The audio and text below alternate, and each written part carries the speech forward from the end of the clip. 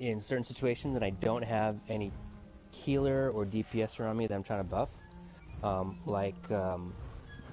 Sanctum Ophidium hard mode when I have the Manticora at the end, like just pull them away.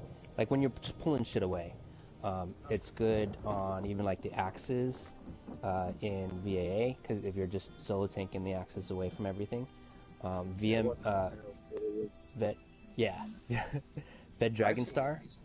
Yeah, I've seen it used pretty well on the battlegrounds. People take flags and just sit there on the flag. Oh yeah, PvP, it's sick. I use it on my sword and trying to gate tank at it and stuff. But for PvE, it definitely has its place. And that's the cool thing about tanking. Like this is what I always say about tanking: you just collect all the sets. Just collect them all. If someone says, "Oh, I like it," just collect it. Have it in your arsenal, because there's so many different situations. Like with DPS, there's a very small handful of meta. Like there's for your racing class, there's just going to be 1 or 2 sets. That's it. That's how you're going to get your highest DPS. There's not a huge reason to mix it up for a lot of reasons. But for tanks, like different, even in the same trial, you might switch stuff up. Like when I'm tanking BDSA, I've changed my set completely for the last boss in the middle of that run. And that's kind of the fun thing about tanking, I think. I get bored. Sounds like a lot, but that's really what you're supposed to be doing. They expect that out of you. Yeah, healers are kind of the same too. Like you want to have multiple different sets, especially when you're healing with someone else in trial. So, Trees, I got a question for you, dude. Yeah. When tanking on your jewelry pieces, what trait do you prefer, and what enchants do you prefer when tanking PvE? Okay, so my style is a bit of a perma blocker, and Ginge makes fun of me because he's different. He's an ulti gen build. But I have block cost reduction. All three pieces. Enchant? Another good option for that, if you do use backbar or are using a lot of magicka based things, like if it's say a chain intensive to pull in a bunch of adds, magicka recovery is a good thing to have there too. Mm-hmm. Yeah, it depends on your setup and how you have. Block totally reduction allows you to use less stamina for each block. Yep. Yes, which makes that a very good option. Yep. Now I have my resource management is really good, so I like having lots of resources. So I'm Margonian. I have 2 pieces infused. What do you call it? Triumph? Hikojo, Akijo, the tri resource. Mm-hmm. Yeah. So that gives me lots of resources, and then just 3-piece sturdy on my body. So only 3 of those pieces are sturdy. And then but the cost reduction on my jewelry makes up for it a lot. So I can sit there and block a lot. So do you try to keep the jewelry traits consistent on each set that you have, or you? Yeah, I always go block cost reduction. Okay. And there's probably better ones for different situations. Like I said, Zoe's situational. But there's only so much I can change my style on the fly too, Mm-hmm. Okay. Yeah, I was wondering about that. I have what is it? On my mace, my one-handed shield, I have the Plague Doctor set. It's selfish, I know, but I put on the Crusher enchantment for reducing the physical and spell resistance by 749 for 5 seconds. Always gotta have Crusher. Yeah. I read that once and I decided to try it, and it's pretty effective for assisting the DPS with a selfish set. What? Do you run Crusher on your 2-handed piece? No, my 2-handed is a Ice Staff, Plague Doctor Ice Staff. That should definitely be Crusher. Yep, flip it. Like dual wielding or sword and board halves your enchantment. So you actually do like 1,000 armor reduction if you put it on the staff versus the sword, hypothetically. If I make it infused?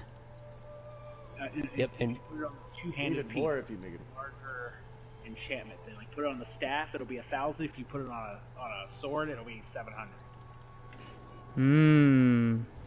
Wow, but that's the good two-hand info. Is gonna have Two-hand more. weapon, the crusher is double the prop. Yeah. And if Can you anybody put make that- Crusher? I can make it right now. I will buy one. As soon as I get to a thing. I will give you 5 or 8K for a gold one. If you just give me the Kuda, it's all good. I don't have the Kuda, I don't think. Let me check. on him. I got it. I don't actually need it. It's okay. Let's see, where are we? Let's see how much gold I have on this Enchanting. character. I got it. I'm here. Okay. But yes, and make your back bar staff infused because enchantments are applied to 10% of your light attacks every 10 seconds. It has a cooldown. So in theory, if you were spam casting light attacks only and you shot 10 in a row, one of them would apply the Crusher enchantment. And that can happen every 10 seconds. Yeah.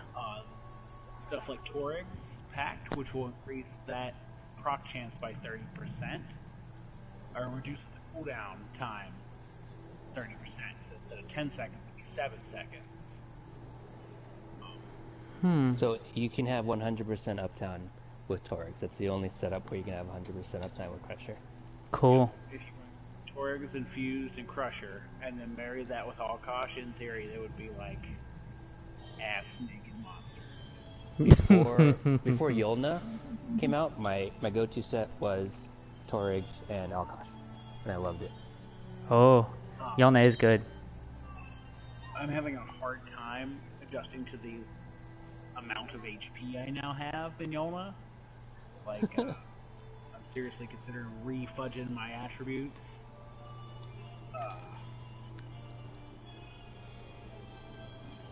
Well, yes, it is. It is more of a support set. So if you're used to something like Eben or Plague Doctor, your health's gonna go way down, and you're gonna feel it. So like resource management becomes tougher,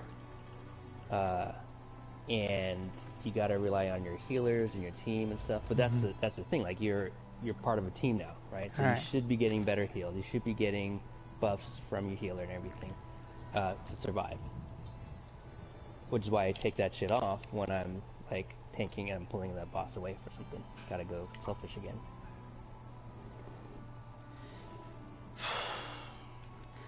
Okay, I have another question. Does anyone else have a question? I don't want to be the only one asking questions if someone else does.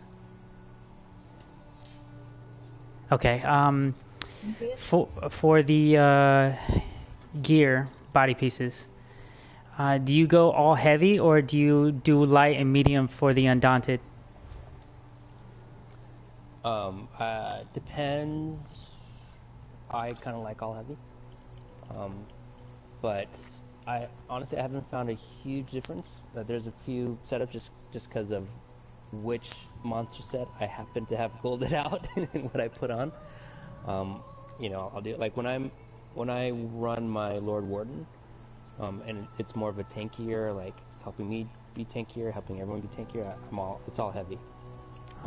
When I run, when I'm kind of supporting heals and I run Earth Core, and I'm popping orbs, I do want some more Magicka, and so Right. I run to the 511 just to get some extra resources going there. You're a smart dude, man. You know your shit. That's what's up. Appreciate that. I've been exclusively tanking. Well, I'd say like our trials. Like, how often have I done anything other than tank? Like every once in a while, you last minute heal. Every once in a while, like every once in a while, I'll DPS. Sometimes heal. Yeah. I've been tanking for us for a long time here now. That's good, man. Oh, yeah, I love it. How many weakenings here? What do you put on your front bar, Doc? Like for your sword and board, do you do stamina, absorb stamina, or do you do the weapon damage reduction? I've seen both. I have I have 2 Alkosh swords, and I have 1 of each. Okay. When I feel like it. Most of the time, I'm running the absorb stamina. Okay. But I've found lately that I haven't needed it much. If someone is running Sentinel, which most of the time they are, I'll switch it up. Sentinel just gives me my nice resources back, and then I'll put on the weakening. With regards to the 5-1-1 thing, I usually almost always keep like a medium shoulder because I like that extra 2% medium armor stam recovery on tanking, and then you also get 2% of the undaunted passives instead of the 3. Yeah. I feel like it's a nice compromise. What is? Oh, here we go. Sorry. Good no. Diteri, Itade and Diteri for.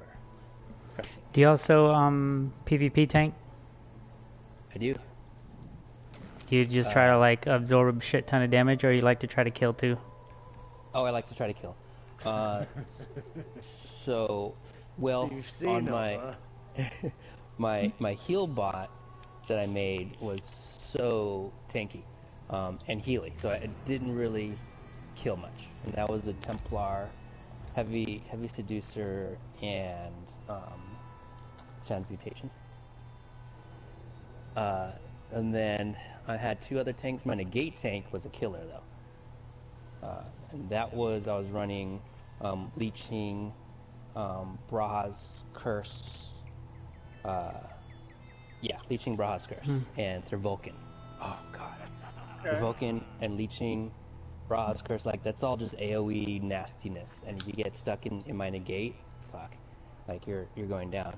And I can take people out that way, but that really did require like some DPS to come in. Like if I got a group like nice 5-6 caught in all that shit under my negate, 2 DPS could just wipe like 5, 6, 7 players. That's cool, man. I'm experimenting with this build right now. It's a werewolf, and I put Plague Doctor with Blood Drinker, which is increasing werewolf damage. And Plague Doctor keeps me alive. And I put on the poison damage reduction enchant on the jewelry. Holy shit, people can't kill me. They're trying to kill me with the poison because they see I'm a werewolf, and I'm just absorbing everything. Yeah. That's what's going on with my werewolf killer. Under fucking thought about. Props for that, Farrell. For sure. Well, that's why I've been wearing Undertaker on my werewolf, because light hits give you that health recovery. Undertaker's pretty damn good with werewolf. But I didn't think about the poison reduction. That would probably help even more. Or you make it naturally. What else? What else is going to? They're just naturally immune to poison status effect.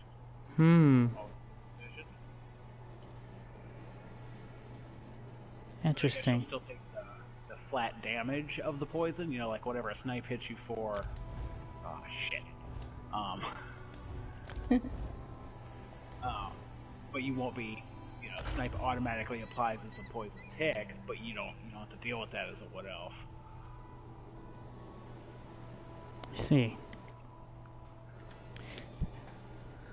I have a tanky question. Yeah. But it might not be relevant to anyone but me. How can I bring back my Stanklar, my stamina Templar tank? What do you mean back? What's wrong with it? Well, she's been a mule for 3 years. So. Just start playing with it and figuring out. I really like what comes from ICP that gives everybody a shield? Imperium? Oh right, okay. Yeah, I think she has a set of that. Imperium and the set from Rothgar that makes a little heal circle. Thoroughly enjoy that. Pariah? Pariah? Pariah's you're dead, so here's more armor. God. A drop set or a crafted set? It's a drop set. Um, Overland set. Rothgar. It's a T word. God. Mac. Trinamac. Trinamac. Okay. Oh, the healer set. Yeah. I was thinking I as really a... like that because it's like a super utility based thing now. I'm like the off healer tank. Like I can run a vet dungeon, stand in the hold aggro, and heal the DPS at the same time. Yeah, I've been doing a lot of 3 DPS dungeons where I'm tanking and throwing out a lot of heals. So that's right. I'm running Earth Core, I'm running Orbs, I'm running Blood Fountain with that, and it's actually a lot of fun to tank that way because you're facing the DPS, and most DPS can self-sustain a little bit, and you say hey, I'd have like 1 self heal on, and then you just blow through vet dungeons like that with the increased DPS. Back bar, for I've not tried running Resto on the back bar, but Ginge does have a tank where he'll run Resto on the back bar. Try Battalion Defender. That's what my tank is block mechanic stacked because they get that class ability that reduces damage taken while blocking. And I just got Grave Guardian, and I'm gonna stick Grave Guardian on it. And Orc is viable. Orc Templar tank. My Orc Circ tank is still pretty good. Orc is awesome. Cool. Yeah, I mean, you get stam. The weapon damage isn't gonna help, but it's also gonna make your light attack. I was just about to say, Orc for off tanking with the weapon damage means you can switch over and add some nice DPS. Because there's a lot of situations where you're off tank. Like there's only key moments where you need an off tank to like taunt and hold aggro on something, and the other rest of the time you want your off tank to actually be able to add some DPS. So Orc would be nice. And if you're off tanking and handling ads, like you want to be fast, and an Orc is fast. I was gonna say having a little ass behind it always helps. Like getting out of the way or moving up on something like that never hurts. You should run a fun hybrid, like 2-handed back bar. Like just put the Stam Warp Inner Fire on your backboard with a greatsword, and it was 7th Legion and Knight Errants. So it was like a bunch easy of to get. weapon damage. And then what's the thing that causes the Dune Ripper to burst out of the ground? Tremor Scale. Mm-hmm. I was thinking as an off tank, that new set where Azure Blight drops Dragon something. Fuck me. It cracks the armor. It lowers resistance of anything that attacks you. So it'd be great for ad pulls. Like all the ads would just be debuffed in one, like right away. Whereas if you're trying to poke all the, like if you have to poke like 5, 6, 7 different things and keep them debuffed, that's tough.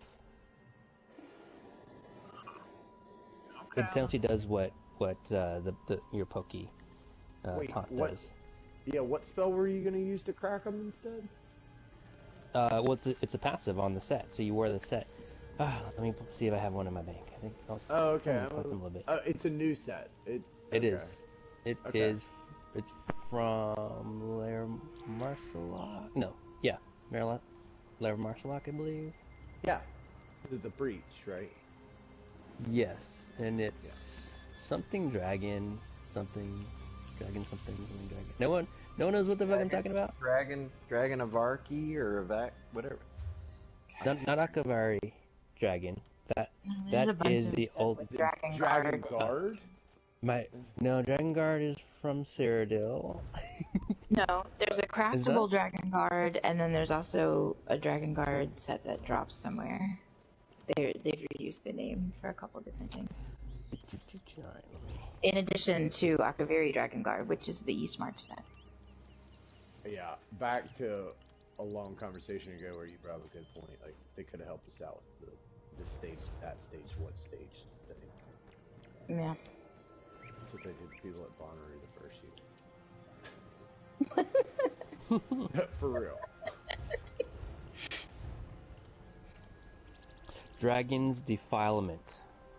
Okay. When you take damage from a melee attack, gain corrupting aura for 5 seconds that apply minor fracture, minor breach, lowering the physical resistance by 1320. So my that's the same as your taunt. What the fuck is the name of that? Sword and board taunt. Your main taunt. You know, when you poke them. Stabby stabs. What? Pierce. Too late. Okay. Pierce armor. Pokey. Yes, pokey. But pokey is only 1% of time, and it uses stamina. So like I find like if I'm having to pokey like lots of ads all the time. Oh, like the Welwas. Fuck the Welwas in Hellraw. I'm always trying to poke them.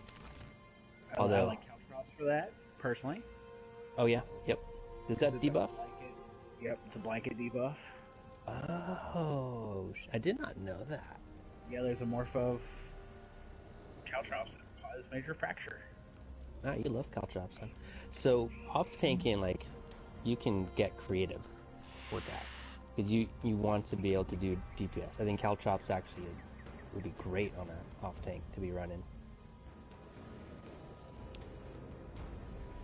So think kind of half stam DPS, which I know you know how to do, and and half tank. So you can off tank, and then most dungeon groups, you don't need to like be super solid tanky. Like Alkosh and Yolna is kind of a waste on 2 DPS 4-man dungeon. Yeah, I still put Evan back on for.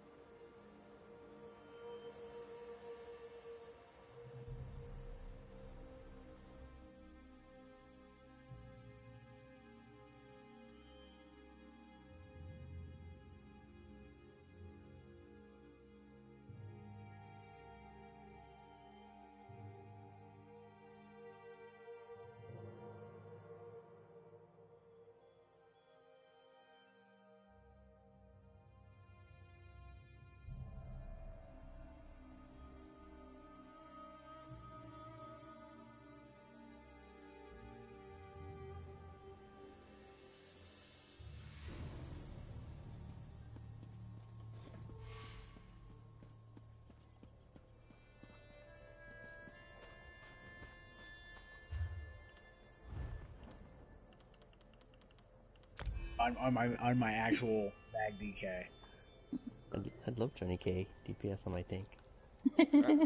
I mean, I can say for my stamina Templar, because Trees asked about that for PvP at least, the meta looks pretty good. And for me, it was 2 sets that I hadn't messed with, and I'll let you know when I test it. But it looks like it makes perfect sense. And Vaughn's rolling his eyes right now, and he should be, because I don't like to be so simple as to just follow meta stuff, but I mean, I don't believe in the meta. I know that you do not. Rock is very experimental. I love it, because I mean, I hit both edges, but I have to use meta as a control sometimes to like just even get a footing. Right, it's a good with a character. I mean, it's nice to know what I'm supposed to be doing, but I like to, you know, run Dr. Von Rockenstein's mad science lab over here.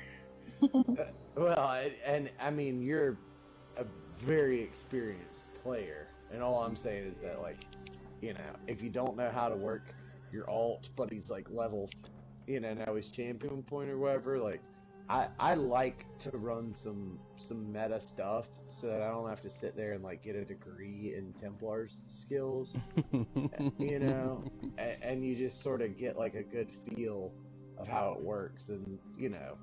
And there's quite a bit of math involved when you're dealing with champion points and how each of the champion points interacts with the specific skills that you have placed on your bar, and even which bar is a back bar, is a front bar, you know, which ulti you're going to have even though you're not going to use it because it just has this passive that interacts with, you know, this skill, which interacts with this champion point. Right. There's like there's some serious math that people work out on the test servers and test different stuff, and they're like, okay, well, this one by numbers it's going to hit harder, or you're going to be able to sustain longer, like mathematically. Yeah, I've seen insane mathematical breakdowns of it. Yeah. Yeah. That is only possible on PC. Yeah, so there's no reason to like not what is considered meta. But situations are different. You're being kind of lame.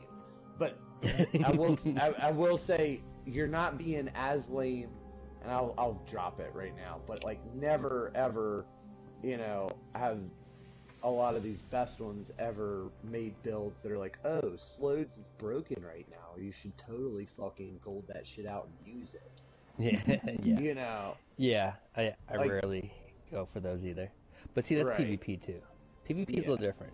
Like meta in PvE, it's hard to get around the numbers, especially with DPS, where there's just certain race, class, sets, skills, rotations that mathematically, when you're sitting there in a stack and burn situation and you're just hitting the boss that is at 160 billion fucking health, and you're just sitting there and you're getting your heals and the tank is doing their job and you just gotta sit there and DPS the shit of it before the mechanic kills you all. There's no way around it. Like, you just gotta get those big numbers. But in PvP, it's a massive game of rock, paper, scissors. There is no such thing as a meta.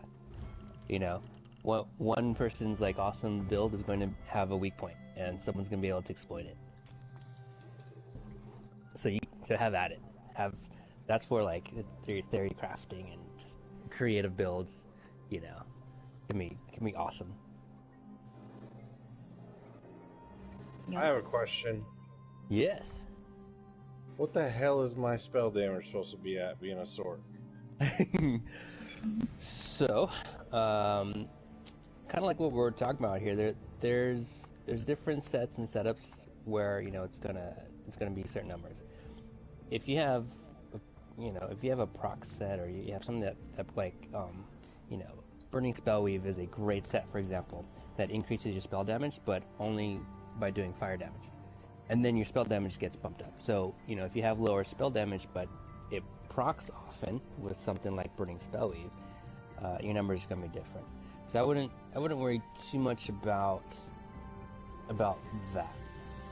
Micers is an excellent, like, talking about math and numbers and stuff like that. Micers is excellent in PvE for that. Do you have a different opinion? Like, is there kind of a number that you should be looking at for your spell damage? For spell damage? Not really. It's more spell crit right now. True. In PvE, we're looking at crit. I mean, most people run one buff, probably like 2,500. Yeah, I would say maybe somebody could explain this, but like, you know, it's a thing too where like there's a balance of like your max, so your max magicka is up higher, like you're pushing to get your max magicka higher because there's certain spells that are based off your max magicka that will then hit harder. So what you really should be looking at is like your spells for how hard they hit, rather than just natural source affects your damage too. I'd like to add to that as well. For the Magicka characters in general, the spell damage is also scaled off your max mag. So that's something you also want to look at if you're concerned about spell damage. But I've also found I've gotten really high results from sets like Mother Sorrow, which doesn't focus on spell damage, it focuses on spell crit. Even though you're not hitting those 40k shards with Crystal Frag, you're still going to be hitting a more consistent crit rate, which will give you an overall higher DPS value. You know, when you're sitting there for several minutes, yeah, that sustained damage comes from how often you crit, not how high your max crit is. And OOO is the ebb and flow, right? So sorry, Seth. There's not a one easy answer to that question. I'm only like a 220, and I have all purple Mother Sorrow gear with a Zon shoulder and Juliana's purple staffs, lightning and flame, and I'm okay. Like, I mean, I'm hitting most things at anywhere between 14 and 17,000 with the crystal fragments, but it's also because I'm still not, good at the light canceling. Mm-hmm.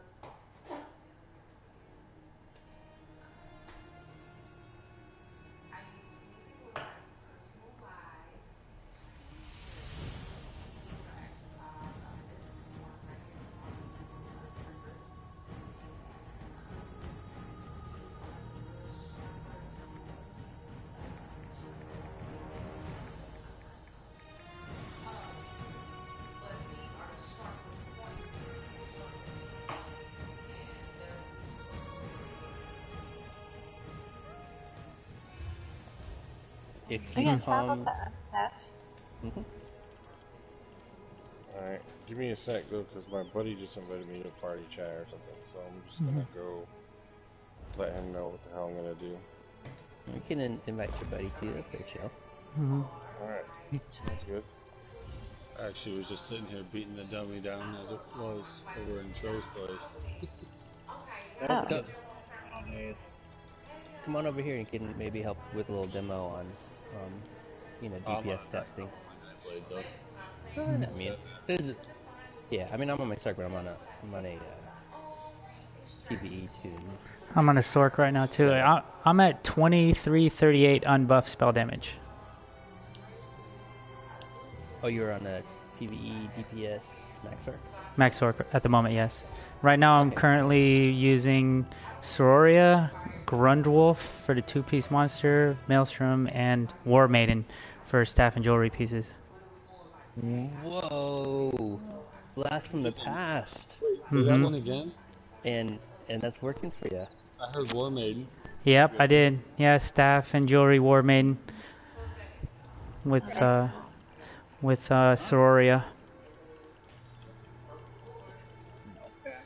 And Grundwolf. The Grundwolf is cool for sustain because I've had problems sustaining with my Sork. And the Grundwolf gives you spell crit and weapon crit. And it restores 965 magicka whenever you deal critical damage. Alright, I'm back. Okay. It's a thing. It looks like a good set. Who am I traveling to? This Dr. is the... Trees. Sure. For my primary. Yeah. So our guild hall is the primary residence of the trees. But we're all here right now, so you can travel to me or the trees. So you want to hear something really silly? I'm on my stand blade and I have like 2200 spell damage. That's so silly. 2200? Is it New Moon Acolyte? I'm wearing Loki and Relic. Oh. I don't even know how I got that number right now. Are you on a trial dummy? Are you getting buffs? Yeah, it probably was. That's probably what it was. That wasn't the child dummy. Oh, Right. yeah. I forgot to charge my bow up in the middle of the test, so I only got 63,000 on that one. Yeah, that ain't bad though. Ain't bad. I mean, it wasn't 66, but I was back down at 62 though when I left earlier, so I wasn't, mad. Seth, like- when you first enter the guild hall, it may be a little disorienting. I gotta go. Has it set up pretty psychedelic. Oh, we found you. Farrell knew what to do. Yeah, I'm very familiar with this house. Psychotherapy. Farrell, I appreciate you doing your videos and your streaming and stuff from our guild hall. I'm kind of honored. Dude, I love your house. I'm here all the time. I appreciate you guys having a house decked out the way you do. So I figured I'm here all the time. I should. Yeah. This is a trial dummy. It's a 21 mil. And most people are using this one right now because it gives you buffs that you would normally get in a full trial situation. It's like, just for example, right now, don't do anything. Nobody hit the dummy. Go to your character sheet. So go to options and character, and then look at your active effects. And tell me what you got going on in your active effects. You should have a boon and probably I have the shadow for the boon. I have my Twilight Matriarch and the Qualified Familiar, increased experience, and then Witch Mother's Potent Brew. That's it. Okay. Now just light attack the test dummy. Just pop it once. Just hit it. Okay. That'll get everything procking. Now look at your character sheet. Oh, all the things just lit up. All the things. So these are the Reality, Prophecy, Savagery, Berserk, Toughness, Horn, Mm-hmm. Force, all that crap. Yeah. So these are all the things that tanks and healers and like a well decked out trial team is going to give you when you are in a 12-man. So like when we were in Sunspire yesterday, and you're like, whoa, shit, that was intense. That's what was going on. So Farrell is on Mag's work right now, and Charles, do you want to like kind of tell him your rotation and what DPS testing is something about? I think. Okay. Maybe Seth. Sure. And Currently. a whole new world of geekness here. Oh boy, I am super geeked out with DPS right now. My max orc, I currently tested 75k. I can probably hit higher once I clean up my rotation with this build. I was running. That means he's hitting 75,000 damage per second. Right. Things just melt down. Like I can go, like he was talking about 3-manning dungeons, no problem, for sure. Anyhow, Soria.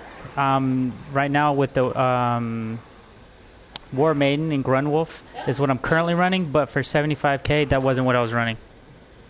I was running False God and Mother Sorrow with Zons, of course. Maelstrom Arena back bar. Super meta. Everybody's running it. You know, it's not really a unique build. But I like the 2-pet. The 2-pet, a lot of people are against the pets for a couple reasons. One reason is why you don't want to run pets is because when you're in a vet trial, it can take aggro from the tank, especially this little volatile familiar. They'll screw the tank all up. So I will not run the volatile familiar in a trial. The Twilight Matriarch, I have the morph for extra damage. During the extra damage you get above 50% health, you never cast the Matriarch though. And the Volatile Familiar is the only one you cast. You cast him and he hits that little pulse. It's a nice little AoE. It does nice damage. So I start off the fight with all my pets out and I hit that Volatile and I run in. And the Volatile's already hitting damage. And then you buff with the... what's this skill called? Yeah, I'm on I'm live right now if anybody wants to go on to max support build. I'm going to be going over all these. the two builds, Mag Sork and Mag DK, if you want to see what I'm talking about. Boundless Storm is the skill I'm talking about. So you buff with Boundless Storm, Volatile Familiar, and then you drop your Minor Force, which is what you get from Trap Beast. You gotta have Trap Beast. I prefer Trap Beast over what's the one from the Sijic? Anybody know? Help me out. Channeled Acceleration. I prefer the Trap Beast for Minor Force over Channeled Acceleration because I'm fast, first of all, with this skill. I'm fast. I'm increased speed. So I just get in, pop, get out, and I got Minor Force. And it's stamina, so I'm not using Magicka throughout the fight. So my sustain's better with this for Minor Force. Marcus had me switch over from Channel Acceleration. I love it. Yeah, okay. On my Templar, Channel Acceleration all day, for sure. But on the Sork, I prefer the this one, and it also depends on what you're running. What's your full rotation? Just, you know. Say it again. What's your full rotation? So Okay. The order of your skills. All right. So you volatile, you run in, cast the boundless, drop your trap, and Inferno, bar swap, because I got the what's it called? Daedric Prey. My rotation revolves around Daedric Prey. Daedric Prey is gonna buff my pet's damage. So whenever it's on, you see that purple and then the explosion. Okay, as soon as that explosion happens, you recast Daedric Prey. Everything revolves around Daedric Prey on this rotation. So your pets like are your timer. Yes. Exactly, and it's a real easy timer because it's a big blue cloud explosion, so it's super easy, this rotation. In my opinion, the easiest mag rotation that I've learned. So, what's your full rotation? Boom. You watch that, and then as soon as that is exploding, right? This is a 6-second duration. That means you have to go to your back bar and you have to reapply Unstable Wall. And then you just cast Elemental Weapon or Pulse, whichever you choose, because that's going to proc Crystal Frags because you'll have it on the same bar. And then that's the entire rotation right there. That's it. Fair. Seth is under 300. This is the first time he's seen a test up. Just like real simple. Alright. It's all good. It's all good. I'll tell you what I do. Okay. What I have on my skill bars are, I have the Critical Surge, which gives me the 20% extra damage for 33 seconds.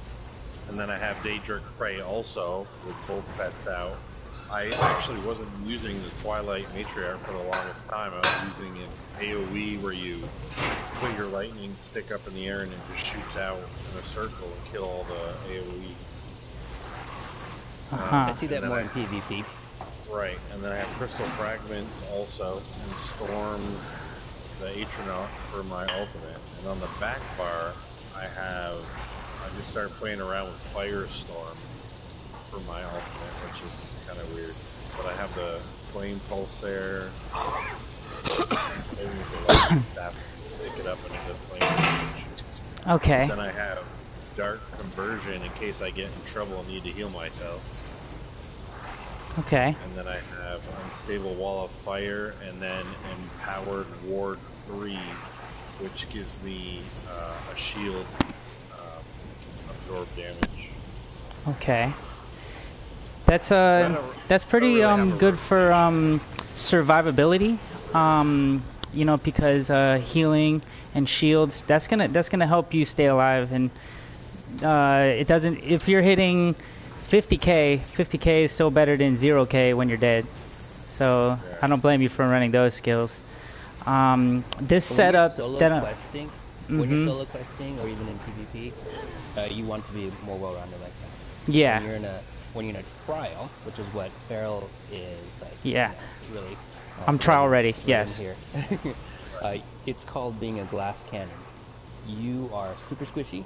You probably don't have a self-heal, you don't have everything is just power and DPS. Mm-hmm. And you trust your healers and trust the tank to keep you alive.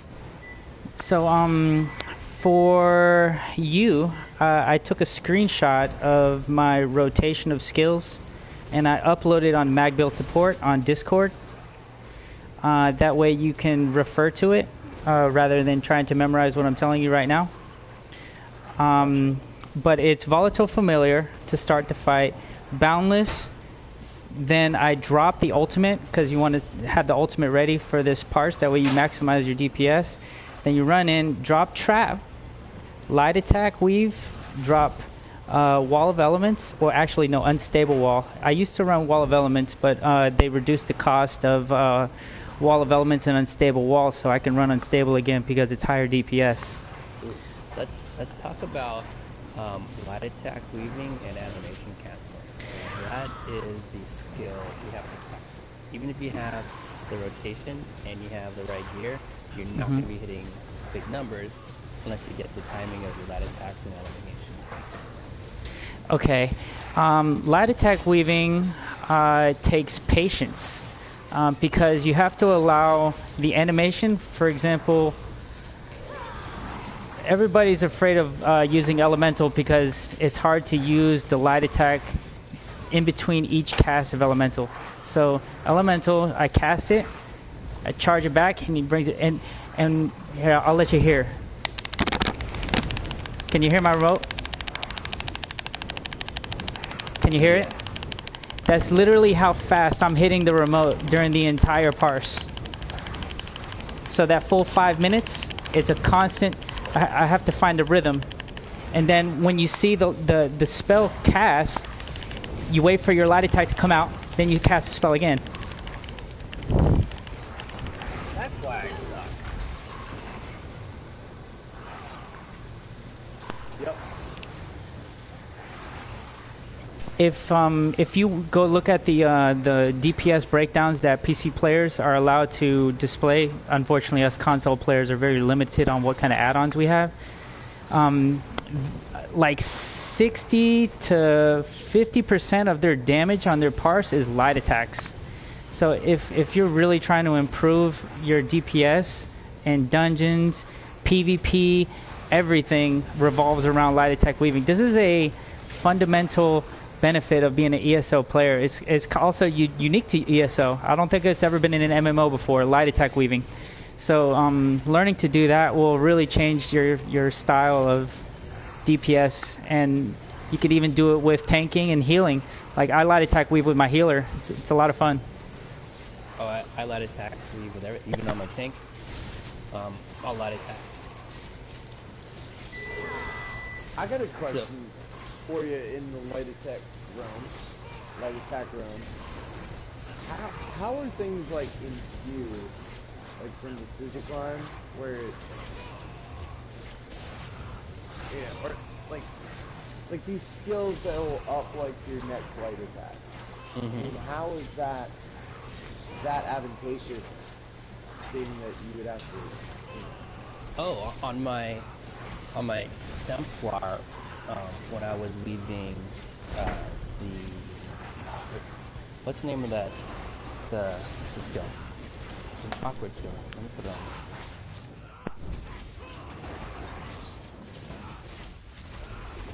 Is With Templar? the Sidric skill. I was just Elemental weapon? Yeah, LE weapon. Right. So LE weapon it increases your next light attack. I was hitting something like 16, 18k a light attack. Empowering order. We're empowering something. Yeah, you have to morph it. There's the stamina morph for elemental, that line, and there's a magica morph for it. It's the second one on the active abilities for the Sigic Order skill line. So not only does it give you that that additional magic damage, it also has the chance of applying burning, concussion, and chill status effect. And each one of those increases your DPS during the status effects. Burning, concussion, and chill, you want those to happen. It's very effective for Magicka characters. The Asylum staff also casts it on every second staff if you have perfected, every third cast if you have the non-perfected version. but that's also good. But when you're casting the elemental weapon, there's a passive that occurs every 5th charge. You launch a spell orb at the closest enemy to you, dealing an extra 2,195 damage, or 803, whichever is higher. And the charge must be generated within 10 seconds, and that's easy to do. 2 rotations. Fucking think about that. Alright. Yeah, that adds a lot right there. Seth, do you have Thank you. force pulse? What? Force pulse. Or is it force pulse? I think the more crashing shock. Force pulse is the DPS, higher DPS version. It doesn't interrupt like crushing shock. Right. Either force shock, force pulse, or crushing shock, whatever. It depends on the morph. It's the first ability in your destruction staff skill. That's the first like spammable that I learned how to weave. I think it's a really easy one to learn how to weave in animation. Force shock or elemental storm? Yeah. Force shock? Force shock. I don't even have it. It's the Force shock, yeah. It's the first ability in your destruction skill. Yeah, I see. I just didn't unlock it. You have a skill? I don't. I did destructive reach, unstable wall of elements, and then all of my passives are full. Actually, destructive reach is not bad. You have destructive reach active right now. I don't, but I can change it because I don't really like the pet build as much. But what I was doing is critical surge was giving me the mass damage. But before I started using critical surge, I had a pretty good rotation with Endless Fury 4. So the lightning bolt that comes down from the sky, because it's cheap magicka. And the reason why I liked it was because it was keeping my magicka like at max almost. Because if any enemy is killed within 5 seconds of being hit with it, it restores 4,860 magicka. That is also an execute.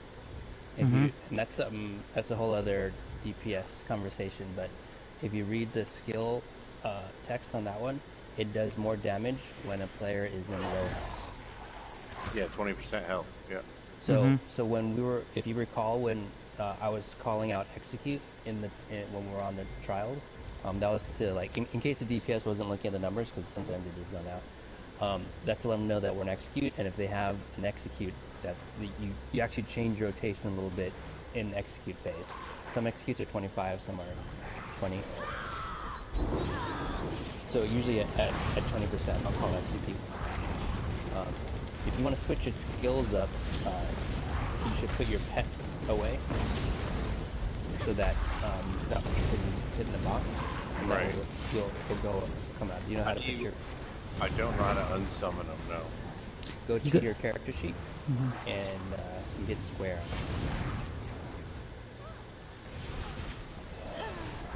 And if you want to put on that destructive, what's it called? Destructive touch, destructive flame, destructive reach. Okay, yeah. My only beef with destructive reach is that they just cut it back a couple patches ago, so it only does a flat 2k damage with a knockback. Force pulse or whatever you choose does a flat 6k with a chance for that effect. It says it does 2,827 magic damage and an additional 6,745. Okay, that's the one. You pick the one to pick. The other one has like a crowd control. You can't do it. Yeah, and that one's good for PvE, but the reach is better for PvE. So, all right. So light attack was you're going to cancel the animation of your light attack with your skill, right? So this skill, the reach, has an animation, right? And your light attack has an animation to it. Really, you're gonna put an intro right on top of me when I'm trying to show? I'm having fun. Sorry. Okay, so you hit your light attack, and your skill right after, just like that. You can see it cancels the animation of the light attack. It starts the animation of your skill before that the light attack animation finishes. So you're getting in basically 2 damage things in the time that it would take you to do 1 skill. Yeah, I kind of got that down. It's kind of like button mashing. A little bit. It's more like a heart. It's a very controlled button. Yeah. Yeah. So if I do it, like I'm wearing the Raiden hat right now. If I do it, then you can see that I kind of got it down. Where if I zap it real quick from the backside, if you come over here, it's probably easier since it's a little attack from the front. But if I do it real quick, it's like this. That was both. Let me see again. Go ahead and spam that bit. You get like a light attack. There you go. Yep. Now you want to learn how to do that with every skill. Yeah, because even Pretty much every skill. Maybe the light attack there. There's light attack there. Right. Right. So if light I attack. go light attack, light attack, light attack. So in between each of those should be which more crystal frag? Do you have the crystal frag, or is it crystal black? Crystal frag. Right? I have crystal fragment 4. You don't want to cast it unless it's cracked. Right. You know Unless it's red. Yeah. Yes. Right.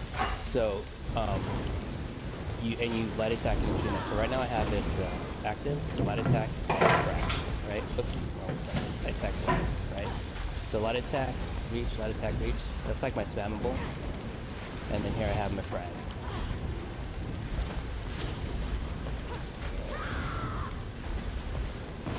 Right, and then here's the curve, here's the mage, here's your frag. You can see there's a light attack happening in between every single skill. Yeah. Yeah, it's just going to take some getting used to because I have to look down at the bar to make sure that the thing's red before I shoot it. If you have, I actually listened for it. There's a sound. So I have my sound up here, and I've tweaked my sound, especially when I'm on the max. Like I tweak my sound so that that comes up more than like music or voice or anything like that. Also, your hands go different colors. It can be difficult though, because if you are in a hard stack situation where you literally need to be inside the rest of the people, you can't see or anything. Right? Like the one that we did last night when we were in the sweet spot of a dragon's wing. Exactly. I was standing off to the right on purpose so I could see my guy. Yeah. A lot of times. Really, really hard stack too, and unhallowed. You see it change on your bar too. And you need your settings where that is always showing at all times. Yeah, I do. I have all the buffs, my health, and all that stuff, and all my abilities. So. Yeah, it's just practice, and you'll get the rhythm, and then just weave it. So once I learned how to like weave the light attack, just everywhere I went before any skill, I just light attack, because every skill it has a little bit of different timing on it, you know. And then that elemental weapon. Bars too. That's. Yep, and then bar swapping. Bar swapping will also cancel light attack. I don't mean to keep butting in, but as far as bar swapping goes, there's another way to guys do without getting all super crazy. You put it on simple G, and what that does is changes how when you hold your triangle, it'll flip it. That's how it. Yep. That's my setup. Long press on triangle is my bar swap. I changed the guts of my PlayStation with the accessibility of my thumbstick. You're telling me that if I can set it up so that I can hold triangle down? Right. So my box swap is holding triangle. I like it better for PvP, but it's hard for me to switch between PvP and PvE. Power swapping setup, it'll flex me up, so I keep it. Yeah, I don't like PvP. I didn't at first, but for different parts. I don't like PvP just because of the fact that it comes based down to your internet speed. A lot of it is, yeah.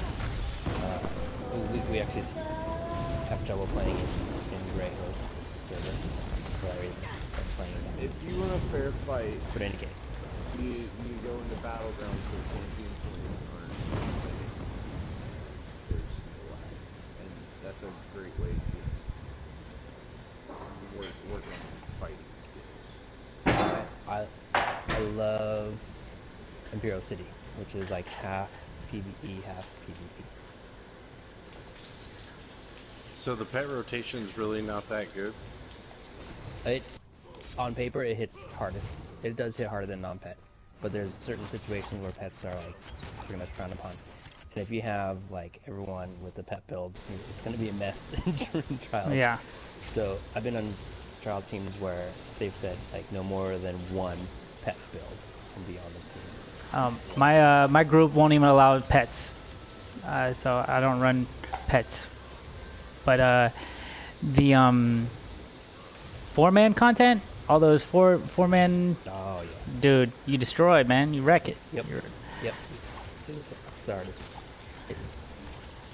Just ask the hard questions. What do you sub your pets for when you're in this opportunity? A shield, a self-heal, spell symmetry. I like that. If I have a good healer, so I can give my sacrifice a little bit of health to restore magicka.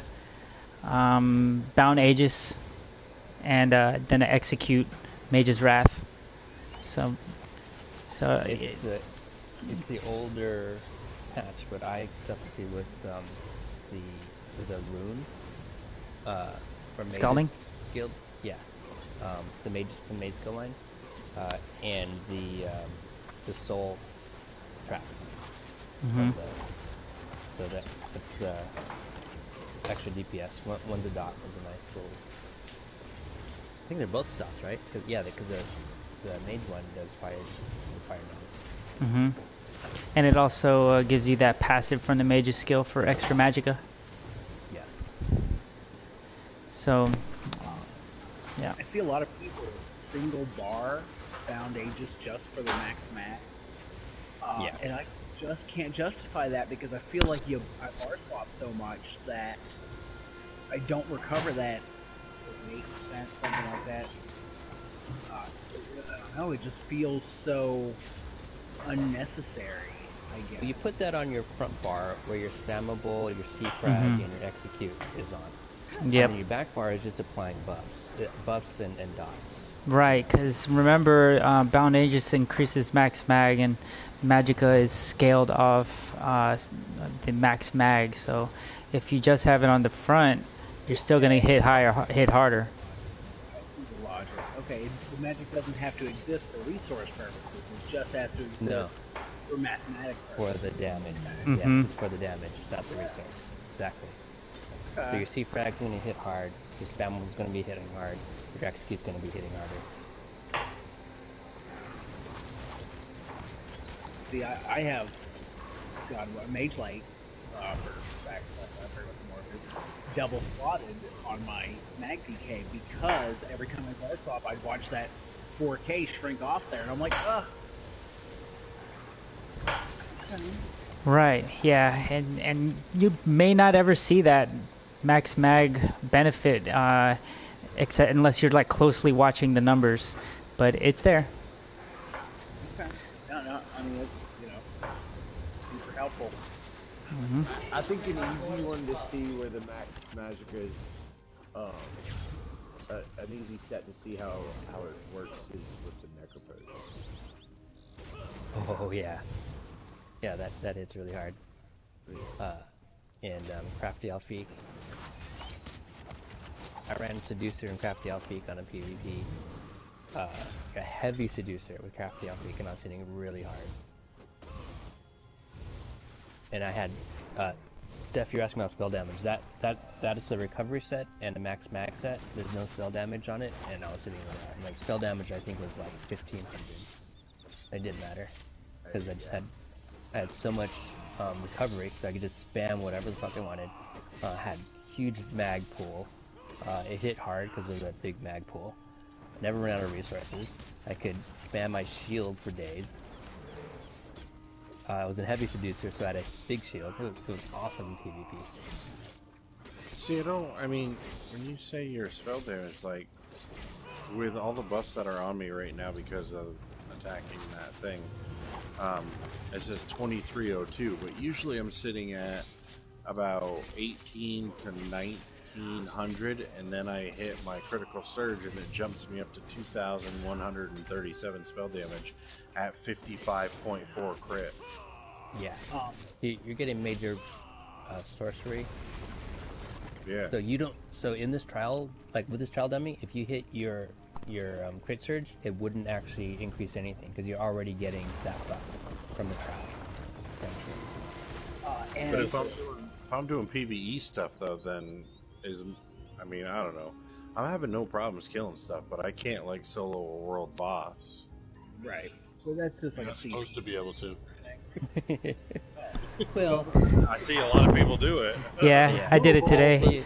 You need shields and heals to solo. That, yeah. Well, different setup. In early play was using spell power potions versus the oh god, what spell were we just talking about? Crit surge. Crit surge. Like you can use a potion to substitute what crit surge does. I want to know whoever can trust these motherfuckers. I've been using Witch Mother's Potent Brew because Crazy Gemini gave it to me and gave me the recipe so I can make it when I get my stuff up. Oh yeah, that's basic. That's your food, but your potions are different. Yeah. Can you have 108,000 crit hit? I don't really understand the whole. How many things can you have active? You have one food, one potion, one Wonder Stone. But there are food and drinks, but they share the same space per se. Like which Mother's Potent Brew is a drink, but it counts as your food. Okay, that's confusing. Right. Yeah. So I mean, basically, if you, well, I guess that's bad enough. They're the same thing. Drink, yeah, a food or a drink. Provisioning. Yeah. With one buff. And your potions have a quick cooldown. If I have the brew going, what can I stack on top of it to add more stuff? A potion would be. I'm sure you found. Are you in a group with us, or we're not? No, I'm over by the transmute station. I was gonna break some stuff down. I accidentally, and I fucked up. I accidentally broke down those breaches I got last night out of the trial. Oh no. Yeah, that's gonna happen. You're going.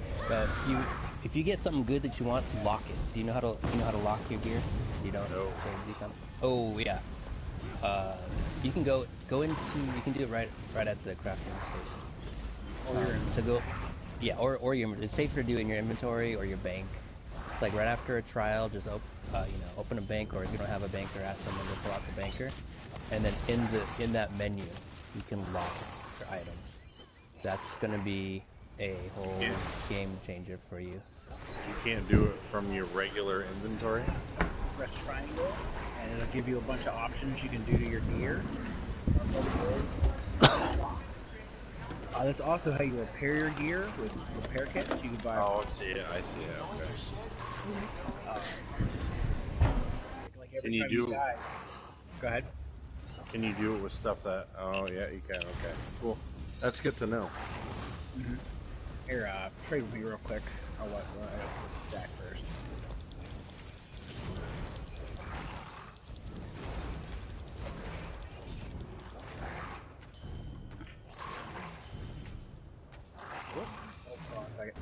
Now, something else I'm learning how to do now is y'all just learned how to light attack weave.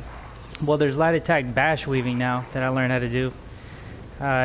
You gotta maintain your stamina as well on a mag character, imagine that. But it does increase your DPS.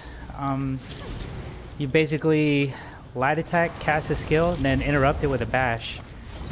Light attack, cast a skill, interrupt it with a bash. Light attack, cast skill, interrupt with a bash. Light attack, cast skill, interrupt with a bash. Like if you watch, if you go online and you go on YouTube and you look at these PC players hitting like 95k, you'll notice that they're light attack bash weaving. And it really does increase the damage. They'll even change the CP layout to reduce the cost of bashing. You know, it's a methodical decision. I didn't like it. I still don't like it, but I'm practicing it because that's how you get the next level, dude. Like if I want to hit like 80, 90k, I gotta learn to bash weave. So yeah, I've seen that too. Oh man, I don't know. I know it's so awkward, dude, because you know like bashing is R2 and L2, so I'm like, I'm used to it though. Yeah, I used to play fighting games a lot. Like I was really into Street Fighter back in the day, and I learned all the combos, and I was like super competitive. So like I'm kind of used to it, but it's still awkward in this game. So what is that? It's gold food. Oh, sorry, I'm trading one. Oh, you're trading. Citrus fillet. What about block? Gonna give you block canceling. A little bit more. It's like Witch Mother's Brew, but it's the gold version of it. Well, better numbers. That's yeah. If you just block cancel, you'll animation cancel. Like okay, for example, this move has a long animation. She throws her arms back, cast it, and then you hold block, it cancels it. But if you cast it and bash, you're getting another little 3,000 damage from the animation canceling, which you should be animation canceling anyways. So it's very advanced. I'm still learning.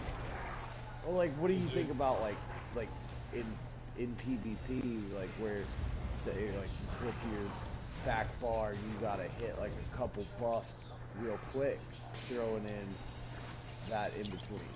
You know? Yeah, like that say you don't have a target. That's done. That's definitely a thing. People do that. I've watched a lot of PvP build videos, and they do both. They block cancel. There's also bar swap to animation cancel. Like that's a great, you know, like any skill that has the longest animation on any character that I'm playing, I try to find a way to animation cancel it. That way I can just be more effective. You know, like with Hey Seth. Yeah. You're asking about what things can stack. So the spell power pots I gave you gives you this. One of the things it does is the same buff as your crit surge, which is major sorcery for extra spell power. It also gives you major prophecy, which is crit. I may have gotten those a little backwards, but the way you can tell if a buff is going to stack is if it's named or not, right? So both the spell pots and crit surge. Let me make sure I get it right. Let's look at my skill real quick. So crit surge will give you Major brutality and sorcery. Major sorcery, right? Brutality, whatever for a bag. But major sorcery. That pot also gives you major sorcery. So running that pot is going to give you the same buff. It doesn't stack, right? Now something like burning spell weave will buff your spell damage, but it's not named. So it'll stack with anything. So real like end game players will use spell power potions instead of that skill.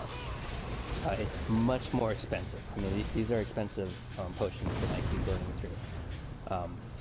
But that saves your bar for damage skills. Can you craft them? Yep, I literally just made those right here. What do they take? That takes, hold on. I always have to look at Cornflower, lady smock, and water hyacinth. Mm-hmm. Yeah. Okay. Cornflower is very expensive. That's why you see cornflower go for like $600 or 600 gold a flower. Yeah, make sure you level up your alchemy skill line on one of your characters so you can craft it yourself. It's a lot cheaper. I also and you also level up alchemy on my main DPS character because there's a passive under the alchemy tree that makes your potions cool down 30% longer.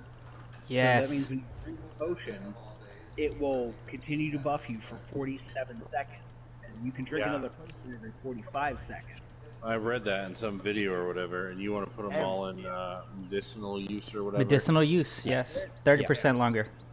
Every character. Consider it a racial. Still learning. Yes, yes, that's correct. You're a lot further along than I was at your level, believe me. Oh, for sure. Well, the biggest thing for me is that I'm pretty much just gonna focus on PvEing and doing like dungeons and delves and sky shards and stuff like that. And then when you guys run something and there's experienced people in there, I don't mind tagging along and trying to learn a little bit. But that's what we do. That's good drink. Yeah. Wow. Yeah. That's why I told you to get the juice. I already tried the ginger ale. You knew this juice would go good with that. How? Because I already had the liquor. You've had this liquor before? I had some here. Don't you remember? I was taking showers. Yeah, but how did you know it was going to go good with this juice? You had it before? You just kind of like had a taste and you were like, that's what would go good. I'm going to figure it's a soft, perfumey taste. It needs something sweet to go with it. Mm-hmm. That's how I did that. That is what I figured out.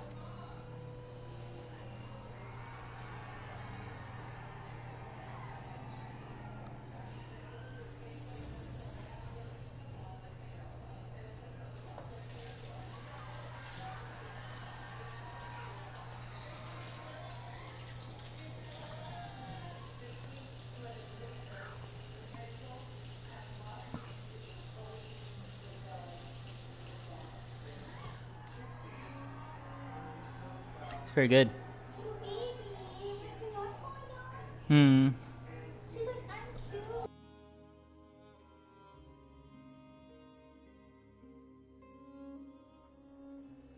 And it's gonna Right. get everything else. So you're going to get all the buffs to make your DPS better and to stay alive. Yeah. right. You know, because if you're just running around like a chicken with your head cut off, you're putting stress on the healers and everybody else anyways, so. Yeah.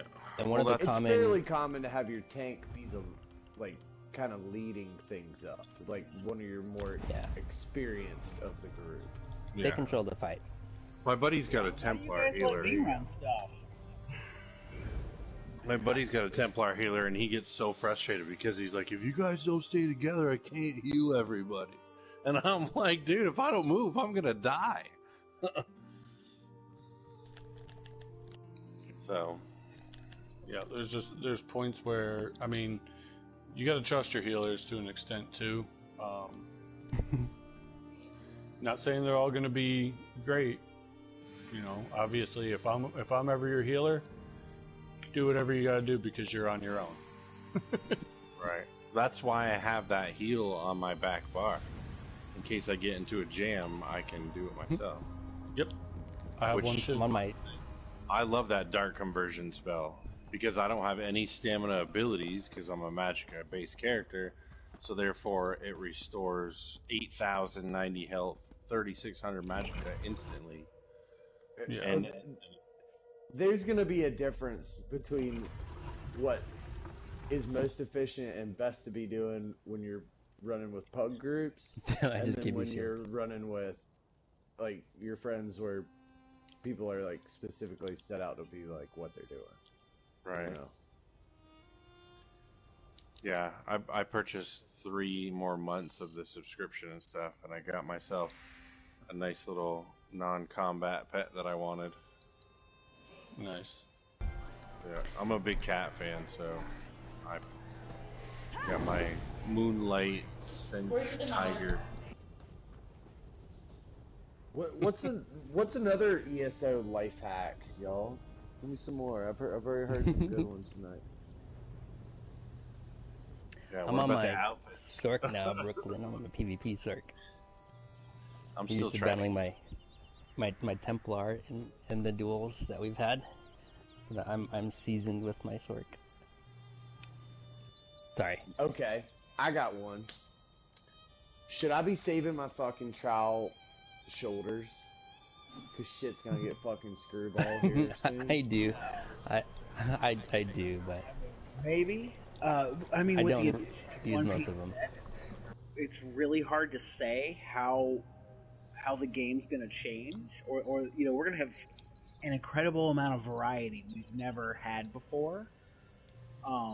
So there may come a day where you just run, you know, a one-piece Veladreth head for the weapon damage, and then your special, you know, weird one-piece set. Yeah. So, And your special asylum staff or whatever. right, you know? right. Yeah. I don't know. For the first time ever, I don't know. There's gonna be so much I can't diversity. choke it down quite yet. I'm living in denial as that build things right now. Asylum staff's being ripped. Well, I appreciate the info and stuff. I'm gonna jump over to chat with my buddy and stuff and try and inform him. And then, Oh yeah. Take a breather. We hit you with an immense amount of shit today. It's all good. I mean, I'm still gonna play the way I play and just kind of learn the rotation of my spells and then switch out the ones that I like. Because ultimately, it's a game and you want to enjoy how you play your character. Oh yeah. So, yep, there's definitely that. I mean, you can look at any rotation, and anybody else's rotation can be different because somebody may just play it better a different way. Yeah. That's like because I'm on my Mag DK. I know someone wanted to talk to me about the Mag DK. I'm on it now. there you go. Cool. I'm out. Yeah, Thanks, guys. Appreciate it. Absolutely. You're welcome. First off, what are you running? That's how I like to open. The Asylum, what Elfbane set up. You heard that? Okay. Yeah, I was trying to run Asylum and then I fell asleep and they ran it without me. Okay. But at least I know what you're in. And you use Mother Sorrow or you use the 3-piece False God?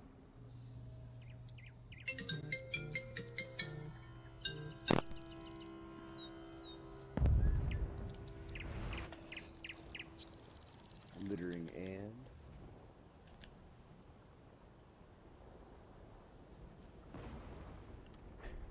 Sorry, hard cast to finish you there. That was cheese. I kept hitting your pets. So many pets.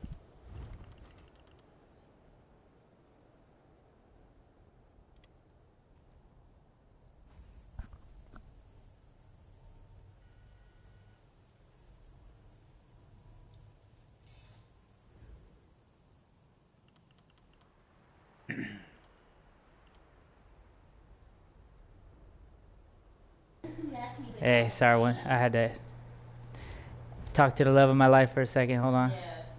Take your time. We are in anticipation of your DK advice, though. Everyone's curious about this shit.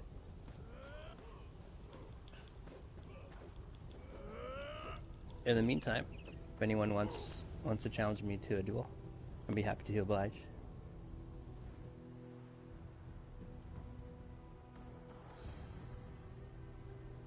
Yeah, this one's not good for dueling. I'm on my PvP Sork. I only PvE, so, you know.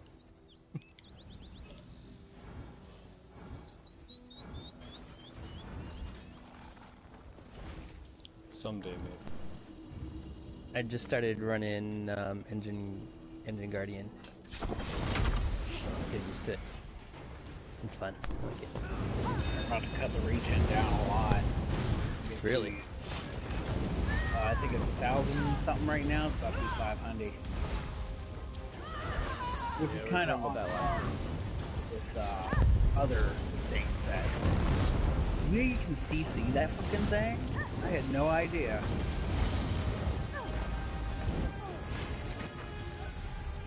waste the CC on that thing. No. Nice. And you get Like if Doc's running away and I CC his robot, if he gets too far away, the beam comes bye bye. I couldn't kill you, man. Yeah, I had to use my rest ult because you hit Zon with fucking meteor. I tried to kill you. Your fire dots. Oh, I tried. Oh, God. I don't have my gear on. Hold on. Yeah, you do. Yeah, I'm running the Elfbane Asylum setup. I have nothing perfected. The Asylum perfected is definitely better because you get the concussion burning status effect every second cast. I'm getting it every third cast with the non-perfected version. So the Asylum with the Elfbane, I love it because it's real easy to keep your dots up. It adds 5 seconds to all your fire attacks. You know, chest and legs is the way to go. That way you can maximize the max Magicka from the Magicka enchant because it is a heavy armor set. So you're gonna want to maximize it by chest and legs. Poison on the main bar. You gotta have the double dot damage health. I think it's 11 is what I'm using. 11, yeah. Yeah, damage health poison. It's a double dot, you know. And depending on what I'm running, I'll use Force Pulse if I want max DPS, Crushing Shock if I don't really care and I need to interrupt. Because, man, that Crushing Shock will save the group's ass so many times. So, Added me to a trial group. I missed 10% of that. That's cool, man. So what specifically about MagDK do you feel like you can improve on? I mean, literally everything. Always. I mean, I do not have more Inferno Asylum Staff. I have the Lightning, but it is nowhere near as good. I was just curious, because I feel like this is my trial main. I did not like the time changes on Elfbane. Like, you know, I kind of have a rotation. And Elfbane made everything so much longer that I was overcasting and just burning through resources. I did go back to Mother Sorrow and False Gods, and I think I put Sororia and Mother Sorrow on. Yes.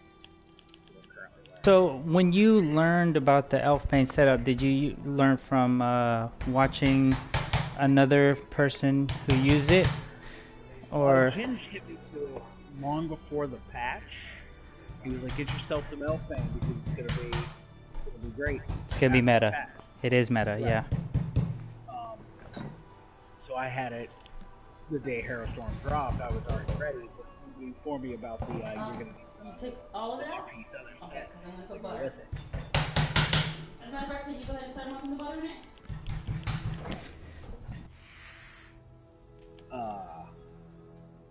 Yeah, I don't know. I just feel like my numbers were better without it, I guess.